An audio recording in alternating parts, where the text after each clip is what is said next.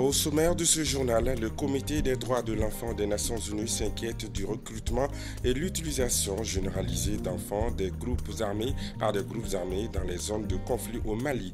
Il invite les autorités maliennes à revoir les textes sur les atteintes aux droits des enfants. Les détails dans cette édition. Au moins 9 cas de viol ont été enregistrés dans le cercle de Sikasso courant ce mois de mai 2024. Une situation décriée par les autorités locales. Vous en saurez plus dans ce journal. Les activités de la 3e édition du Salon des médias du Mali sont officiellement lancées ce vendredi jusqu'au 2 juin 2024. Des médias maliens, africains et chinois vont échanger sur la professionnalisation du secteur. Voilà pour le sommaire.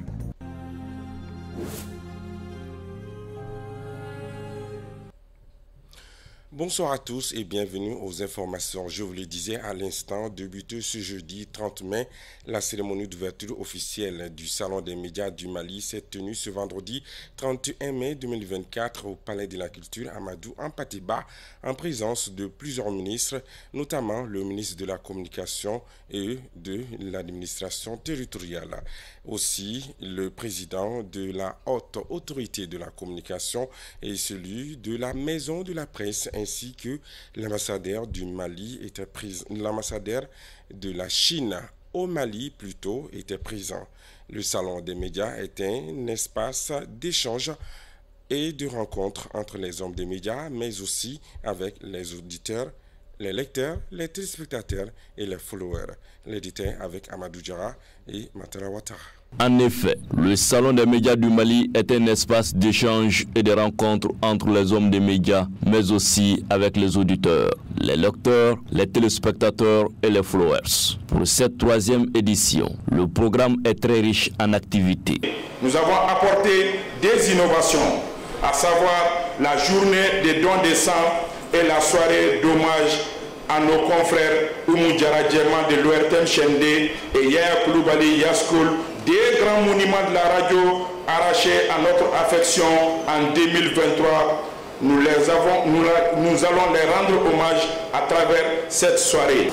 La seconde soirée, dénommée Nuit des médias, sous la présidence du président de la Maison de la Presse, se tiendra le samedi. Cette nuit récompensera les hommes des médias de l'ombre. Ils sont des techniciens, des caméramans, des décorateurs, des correcteurs, souvent qui passent inaperçus lorsqu'on parle des médias. Placé sous le thème de la professionnalisation des médias au Mali et en Afrique, cette 3e édition du SAM Mali a permis au président de la Maison de la Presse d'interpeller les autorités à assainir la presse malienne. Nous l'avons dit plusieurs fois, nous avons interpellé vivement les autorités par rapport à ça. C'est l'occasion de refonder courageusement la presse pour refonder le Mali. Sans une presse refondée, le Mali ne sera pas refondé. Présent également à la cérémonie, le représentant de la marraine de l'événement, le ministre de la Santé et du Développement social, a apprécié l'initiative du SAM Mali à sa juste valeur, surtout l'innovation de cette 3e édition, le don du sang qui cadre parfaitement avec les missions de son ministère. Et les militaires qui sont sur le front, les couches vulnérables auront besoin de ce don de sang et j'invite la couche jeune de le faire. Mesdames et messieurs les ministres, chers invités, Madame le ministre de la Santé et du Développement social est particulièrement touchée par l'initiative du don de sang, qui est une activité de solidarité et de préservation de la vie. Quant au ministère de la Communication, de l'économie numérique et de la modernisation de l'administration, il a invité les acteurs médiatiques à consolider la professionnalisation de leur secteur. C'est pourquoi nous avons engagé une amélioration des textes qui régissent la profession appelée Convention collective des médias au Mali. Je suis gêné de vous informer que ce processus est en phase de finalisation, qui, une fois abouti, résoudra les préoccupations des acteurs des médias. Au cours de cette cérémonie d'ouverture, l'ambassadeur de la République populaire de Chine au Mali est revenu sur la collaboration entre le Mali et la Chine. Plusieurs pays ont également pris part à cette 3e édition, notamment les pays de l'AES et la Chine. Et la visite des stands a mis fin à la cérémonie d'ouverture de la 3e édition du Salon des médias.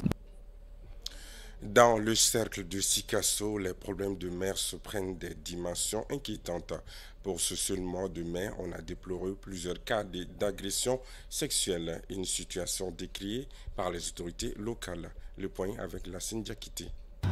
9 cas de viol ont été enregistrés dans les cercles de Sikasso au cours de ce mois de mai. L'information a été donnée par la direction régionale de la promotion de la femme, de l'enfant et de la famille de Sikasso. C'est ce 29 mai 2024 lors de la rencontre mensuelle des acteurs de la protection de l'enfant dans les cercles de Sikasso. La direction régionale de la promotion de la femme, de l'enfant et de la famille précise que les victimes sont majoritairement des mineurs. Pour le moment, on n'a pas donné des explications à cette recrudescence des agressions sexuelles contre les enfants, alors qu'au même moment, on constate un renforcement des campagnes de sensibilisation contre les violences faites aux enfants. Des rencontres entre les acteurs de défense de leurs droits sont régulièrement organisées à cet effet depuis plusieurs mois. Il urge alors de trouver vite des solutions à ces cas de viol dont les conséquences sont parfois irréversibles sur la vie des victimes.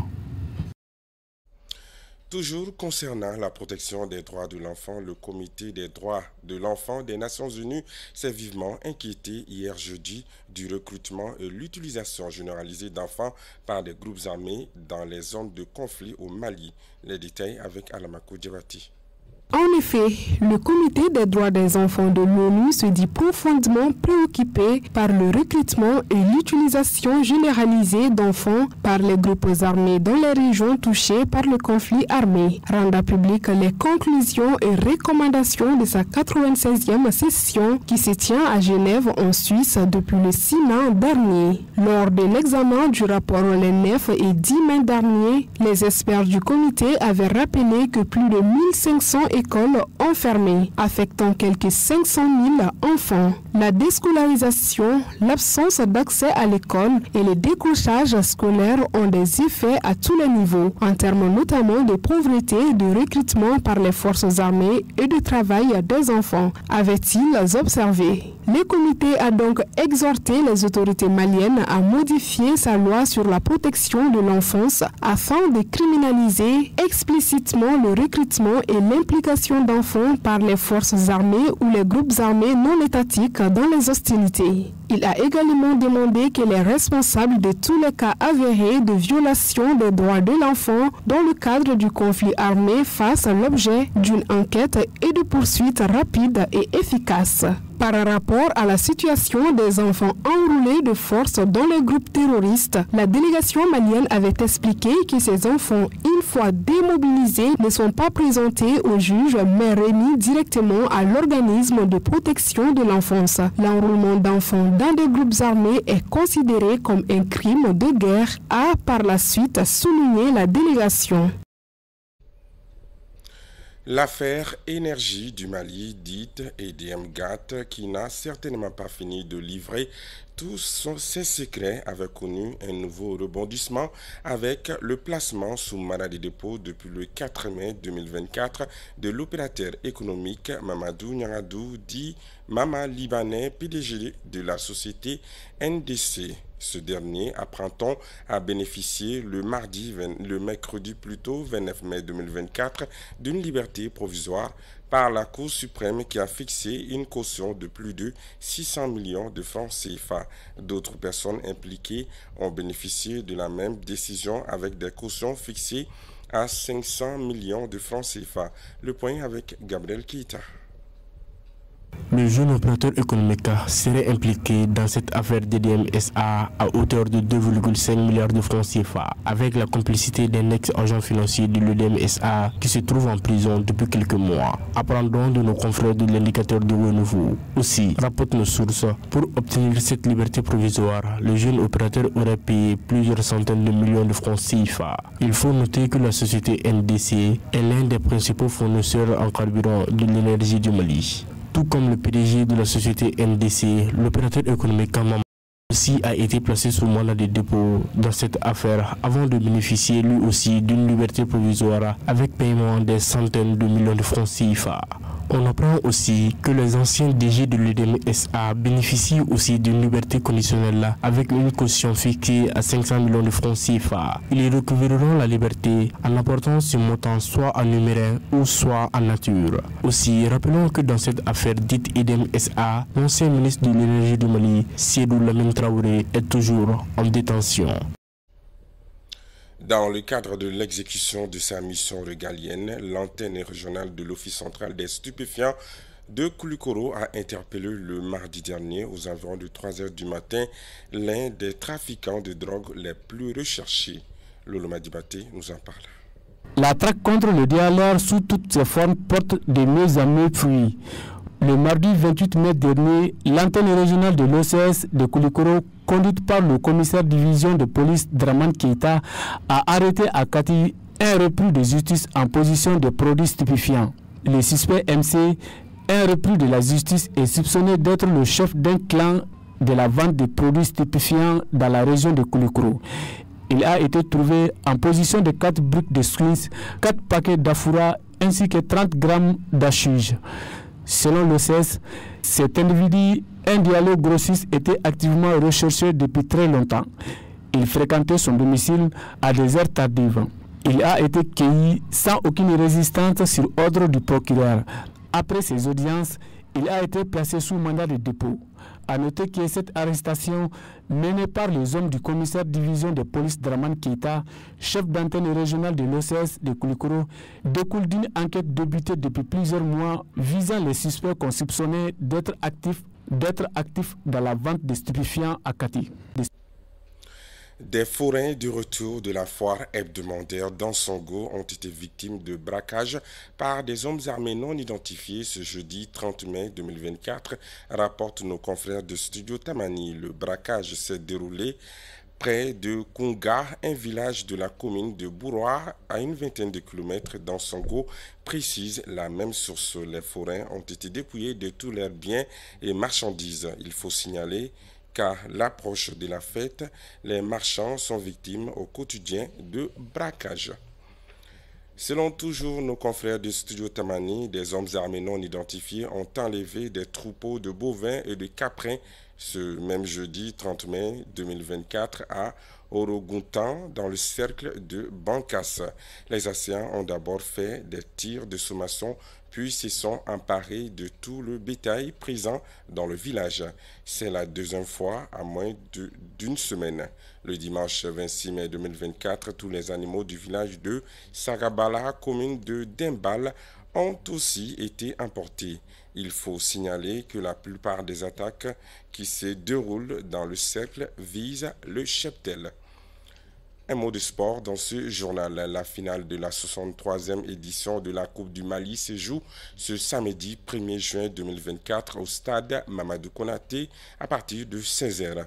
Avant cette rencontre, notre reporter sportive, Djelika Guindo, a recueilli les réactions des dirigeants des clubs finalistes. Il s'agit bien du stade malien de Bamako et de l'Afrique Football Elite. Suivons les réactions. On va être prêt, on va être ambitieux, on va être déterminé, engagé. Une finale, ça ne se joue pas, ça se gagne. Et c'est ce que je suis en train de mettre dans la tête des joueurs. On n'a pas besoin de montrer qu'on sait jouer. Déjà, on sait jouer. On dirait qu'est-ce qu'il faut? Il faut gagner la coupe. Rien que la coupe. Non, on est en train de mettre tous les détails de notre côté pour remporter cette coupe. Je ne me focalise pas sur l'équipe adverse, je me focalise sur ma force. Et dans le match, on est coach. Et en ce moment, notre coaching va faire le reste. C'est une motivation supplémentaire parce que c'est une première dans l'histoire du club. Okay? C'est une première. Déjà, on est rentré dans l'histoire du club, mais nous, on vient rentrer dans l'histoire du Mali et puis de l'Afrique. Parce que ce n'est pas donné à tout le monde de jouer une Coupe du Mali, une finale de la Coupe du Mali, et puis surtout de remporter cette finale. Donc je pense que l'objectif principal, c'est de remporter cette finale. C'est une grande fierté, c'est un honneur de rencontrer l'un des plus grands clubs du Mali, le Stade malien. Donc aujourd'hui on va prendre cette rencontre-là avec joie, avec envie et sans pression. Grâce au staff technique qui a été mis en place et et tous les membres du club. Les joueurs ont pu se préparer à l'internat dans les bonnes conditions et peuvent se reposer pour entamer une bonne rencontre avant le match. Toutes les conditions, je vous dis bien, parce qu'à l'heure où je vous parle, le stade ne connaît pas de retard de prime.